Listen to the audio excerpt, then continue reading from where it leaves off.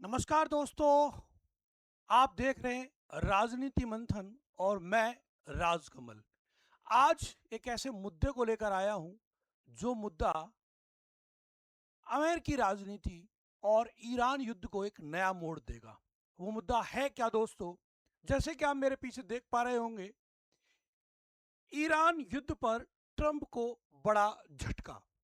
अभी आपने देखा कि जो ईरान के साथ युद्ध चल रहा था, उस युद्ध के चलते अभी डोनाल्ड ट्रंप अमेरिकी राष्ट्रपति को एक बड़ा झटका लगा है। और वो झटका कैसे लगा है कि 53 साल बाद, 53 ईयर्स, 53 साल में पहली बार अमेरिकी संसद का विद्रोह हुआ। यानी कि 53 साल पहले, लगभग 53 साल पहले भी एक कानून बना और उस कानून के जरिए अमेरिकी संसद, जिसे कांग्रेस कहा जाता है, उसने राष्ट्रपति की शक्तियों पर अंकुश लगाने के लिए कानून पारित किया। वैसे ही कानून अभी कांग्रेस की संसद ने पारित किया है, जिससे अमेरिकी राष्ट्रपति डोनाल्ड ट्रंप के निर्णय की क्षमताओं पर प्रभाव पड़ा है। क्या है ये पूरा मामला, इस पर चर्चा करते हैं। तो देखें, अपन यहां पर एक प्रस्ताव आया सीनेट में। देखिए, अमेरिका की जो कांग्रेस है, जिसे संसद को कांग्रेस वहां जो कहा जाता है, उस कांग्रेस के दो सदन है। एक उच्च सदन, जैसे भारत में राज्यसभा, वैसे ही वहां सीनेट। सीनेट के बारे में कहा जाता है कि सीनेट विश्व का, अमेरिका का उच्च सदन जिसे सीनेट कहा जाता है, विश्व का सर्वोच्च शक्तिशाली सदन है। और उस सर्वोच्च शक्तिशाली सदन में एक प्रस्ताव आया। आपको मैं बता दूं कि अमेरिका की सीनेट जो है, उस सीनेट में, दोस्तों ध्यान रखें, उस सीनेट में मेंबर्स कुल कितने हैं? तो 100 सदस्य हैं। कितने सदस्य हैं? 100। क्योंकि आपको पता होना चाहिए कि अमेरिका में 50 कैंटन है, यानी कि 50 राज्य, प्रत्येक राज्य से 2 कैंडिडेट जाते हैं। इस हिसाब से वहां कितने सदस्य हुए दोस्तों? 100। और इन 100 सदस्यों के द्वारा एक प्रस्ताव पारित किया गया, जिसमें यह प्रस्ताव जो लाया गया, बिना अनुमति सैन्य कार्रवाई पर रोक के संदर्भ में लाया गया। और मतदान हुआ, और उस मतदान में 50-48 से प्रस्ताव पारित हो गया। यानी कि 50 अमेरिकी राष्ट्रपति के विपक्ष में रहे और 48 पक्ष में रहे। और यहां एक सबसे बड़ा झटका यह था कि रिपब्लिकन पार्टी, ध्यान रखें, टर्निंग पॉइंट क्या है कि 4 रिपब्लिकन सांसदों की बगावत, यानी कि 4 रिपब्लिकन पार्टी के मेंबर्स ने अपने ही पार्टी के राष्ट्रपति डोनाल्ड ट्रंप के विरोध में मत दिया। यह आपको ध्यान रखना होगा, रिपब्लिकन पार्टी का जो चुनाव चिन्ह है साथियों, वो हाथी है। जैसे भारत में बहुजन समाजवादी पार्टी का चुनाव चिन्ह हाथी है, ऐसे ही वहां रिपब्लिकन पार्टी का चुनाव चिन्ह हाथी है।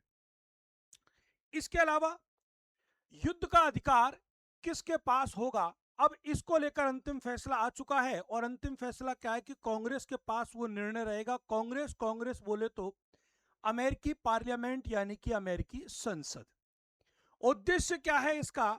उद्देश्य कि एक व्यक्ति के हाथ में युद्ध की शक्ति को रोकना, क्योंकि उस युद्ध से पूरा विश्व ही नहीं, अमेरिका भी प्रभावित है। चाहे वो आर्थिक क्षेत्र हो, चाहे वो सामाजिक क्षेत्र हो, चाहे वो राजनीतिक क्षेत्र हो। इसलिए युद्ध का अधिकार किसके पास हो गया दोस्तों?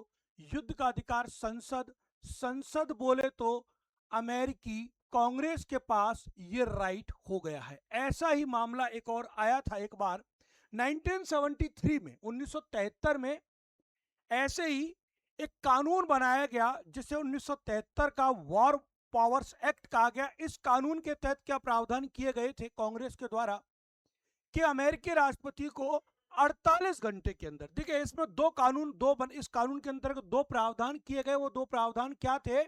पहला प्रावधान कि 48 घंटे के अंदर, 48 घंटे के अंदर अगर राष्ट्रपति कहीं भी कोई एक्शन, सैन्य कार्रवाई करता है, सैन्य कार्रवाई के निर्देश देता है, तो उसे 48 घंटे में, कहां पर दोस्तों?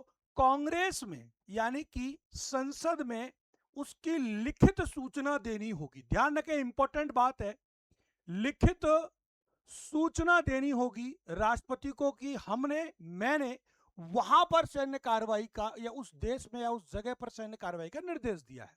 पहली शर्त।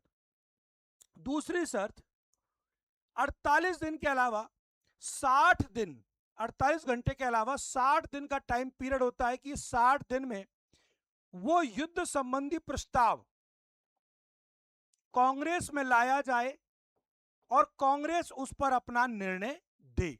यानी कि 1973 1973 में भी एक बार ऐसा हुआ था, वैसा ही अभी 2026 में हुआ है, लगभग 53 साल बाद, कि दोनों सदनों ने की स्पष्ट आपत्ति 53 साल बाद आई है और इन्होंने भी एक निर्णय ले लिया कि अगर राष्ट्रपति कोई भी युद्ध की कार्यवाही करता है तो उसकी सूचना और उसकी अनुमति, उससे संबंधित प्रस्ताव कांग्रेस में लाना होगा और कांग्रेस की सहमति के बाद ही वह क्रियान्वित होगा, नहीं तो नहीं होगा।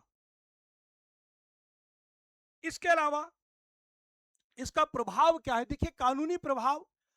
अब अमेरिकी राष्ट्रपति, जिसे देश का सर्वोच्च शक्तिशाली व्यक्ति माना जाता था, उसकी कानूनी शक्ति पर अंकुश लगा है। राजनीतिक संदेश, एक संदेश दिया है कांग्रेस ने कि युद्ध किसी भी समस्या का समाधान नहीं है।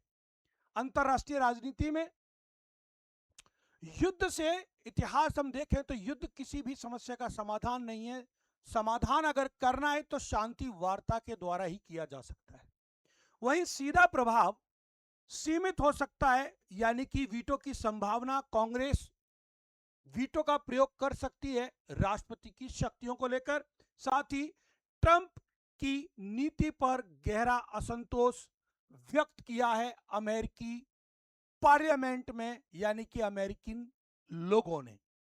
यही ध्यान रखें, निष्कर्ष यह निकलता है कि एक भारी राजनीतिक दबाव बना हुआ है किसके ऊपर? अमेरिका के ऊपर, जिसके चलते अमेरिकी कांग्रेस ने यह ठोस निर्णय लिया है।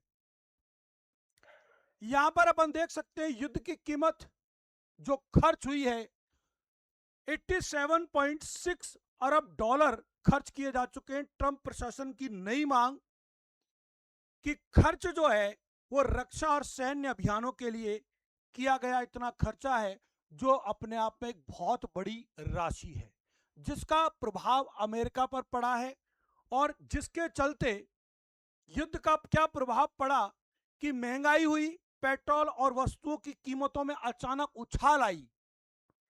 हमारे देश में ही नहीं या किसी अन्य देश में नहीं, ये स्थितियों का सामना अमेरिकन लोगों को भी करना पड़ रहा है। तब जाकर कांग्रेस ने यह कठोर निर्णय लिया है लगभग 53 साल बाद। जनता का विरोध है, नागरिकों का युद्ध को समर्थन नहीं, साथ ही आर्थिक दबाव घरेलू अर्थव्यवस्था पर बोझ बना हुआ है। तो इसके अलावा और मैं बता दूं आपको कि आगामी चुनावों पर भी इसका इंपैक्ट देखा जा सकता है, असर देखा जा सकता है। अमेरिका में चुनाव की संभावना के मद्देनजर ईरान युद्ध अगला बड़ा चुनावी मुद्दा हो सकता है। खतरा लंबा युद्ध, ट्रंप और रिपब्लिकन पार्टी को इससे नुकसान पहुंचेगा आगामी चुनावों में। तो इन सब मुद्दों को देखते हुए रिपब्लिकन पार्टी ने खुद ने कांग्रेस में प्रस्ताव लाए और इससे ट्रंप की असीमित शक्ति को सीमित करने का कठोर निर्णय लिया है, जो जनहित में भी है। आपकी क्या राय है इस संदर्भ में, जरूर बताएं। और ऐसी ही समसामयिक घटनाक्रम के लिए जो राजनीतिक मुद्दों से जुड़ी होती हैं, चाहे वो राष्ट्रीय स्तर की हो चाहे अंतरराष्ट्रीय स्तर की, राजनीति मंथन के साथ जुड़े रहें। नए हैं तो चैनल को सब्सक्राइब जरूर कर लें। अच्छी लगी हो वीडियो लाइक करें, साथियों को शेयर करना ना भूलें। तो मिलते हैं अगली इंफॉर्मेशन के लिए, तब तक के लिए आपका बहुत बहुत आभार, धन्यवाद, नमस्कार, जय हिंद, जय भारत।